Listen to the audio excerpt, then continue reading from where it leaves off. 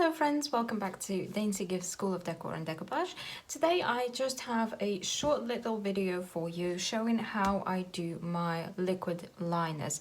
So I have like a whole collection here in this tin, of different liquid pearls, contour liners, outliners, etc. And yes, so today's video is just going to be some like little tips and tricks on what I do and how you can maybe progress and up your outlining, contour lining game a little bit. Okay, so I'm just going to show you what I do or how I would recommend practicing here on this pad. So that's the first tip that I would like to give you is if you can't get your outliner nice and straight or perfect on I don't know, box that you're doing, jar that you're doing, a vase or whatever it is, so any kind of 3D object, start by practicing on a flat piece of paper. So I just have sketching pad here, and first thing that you're going to need is a pencil, and start by I don't know, draw some lines for yourself that you would like to follow. So I like swirls a whole lot. So I'm just going to do a few simple swirls like this, and a straight line like this, and then maybe like a few of these kind of things. And then I'm going to take, so I have a few different things that I use. I have Pebeo Relief outliner, which is just a an outliner that they have for any kind of decor. I also use their glass outliner, which is also Pebeo, but this one is specifically made for glass, but it's in the color that I wanted, so I used that as well. And then also I have different liquid pearls that I use for outliner. So I have Little Birdies, I have Dovecraft, I have Daily Art. They all work in the same kind of way. The difference is that specific outliners are going to be pricier, but they're also going to give you a much thinner outline. So for example, let's do a line with the contour liner, and then I'm going to do the same with liquid pearls.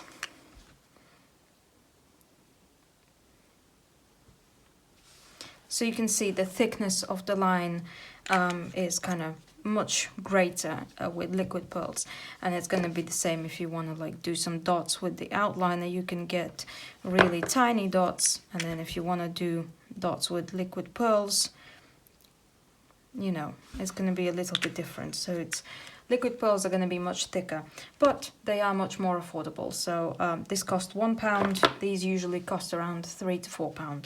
So, you know, there's a difference. If you're just practicing, I would personally just start with liquid pearls.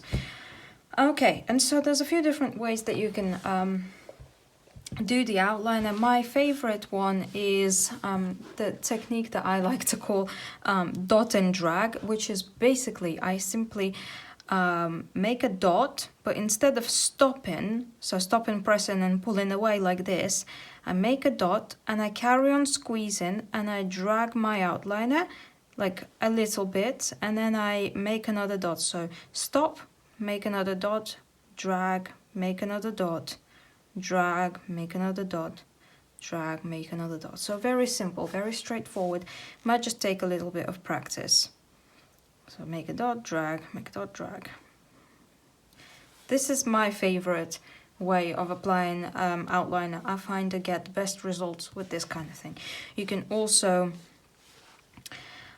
so just do, you know, straightforward lines, just follow the lines that you've created. That I find a little bit harder for me personally. I'm not very good in general at like drawing, and when you drag the contour liner on the paper, so it's going to create this kind of you know, scratch in the medium. But yeah, so just draw a few like little swirls, and then try practicing following your swirls that you made.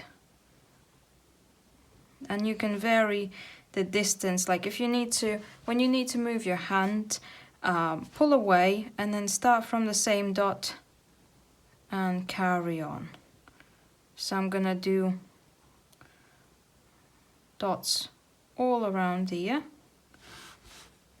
I find this method is much better, you know, because like I struggle to hold my arm up in the air and do nice neat outliners.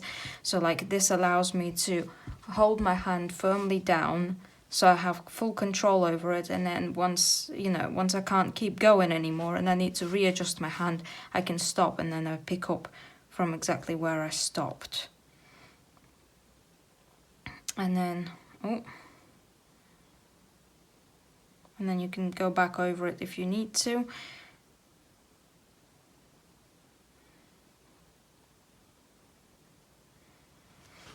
And then add your little ornamental swirls onto the top. So my general tip would be to always use a pencil. Draw the pathway for your ornament before you get started, so that your hand can follow it. Now the next thing that you could also try and do, another tip also, try and keep your the tip of your outliner nice and clean. So if you notice that there's a lot of gunk on it, just give it a wipe before you start something. Like a reverse teardrop, so I do a ball and then drag it like this, and then ball and drag it that way. This also gives you much more control, so because you're only doing one little bit at a time, it gives you a lot of control of like where you're going with it, so you can make sure that you follow your pencil outliner, for example, perfectly. You know, that kind of thing. So make a, and then stop, and stop, you know, in different sizes. Yeah, but that's like my personal favorite, like I already said, is the dot and drag. Be prepared that your hand is gonna get tired from squeezing, so make sure that you take a break if necessary. I personally find that if I don't take a break, then and my hand gets too tired, I'm more likely to screw it up. And yeah, just keep practicing.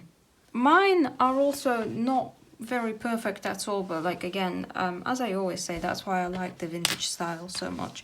It's because in vintage style, things don't have to be perfect. So let me just show you similar kind of thing, but with liquid pearls.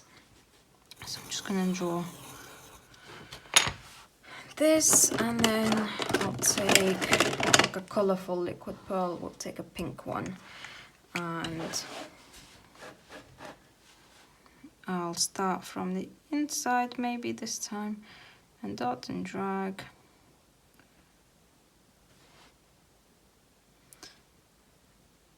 And you go around. Oh, the thing with liquid pearls is that you get air inside of them sometimes, so they can present surprises. But again, with this technique, it's quite easy to rectify it. And then just keep going all the way around. See, I screwed that bit up a little bit. But again, if you don't like what you just made, you can just go, you know, take a wipe and wipe it away. Obviously, I just used the wet wipe on paper, so it's not the best thing to use. But if you're working with mixed media, chances are you're going to have some kind of protective surface on there, or you can just use tissue paper instead of a wet wipe. So as you can see, liquid pearls give you a much thicker result compared to the outliner.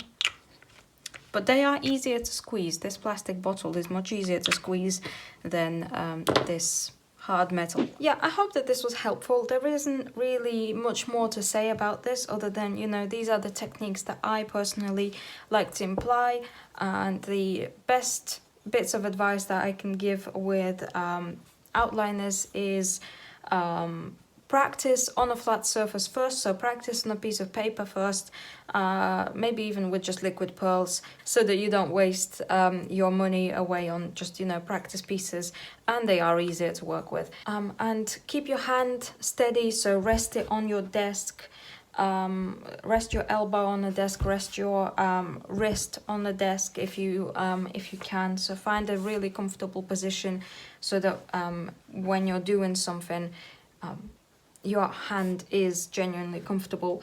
And use a pencil or, I don't know, wax crayon, depending on what surface you're working on.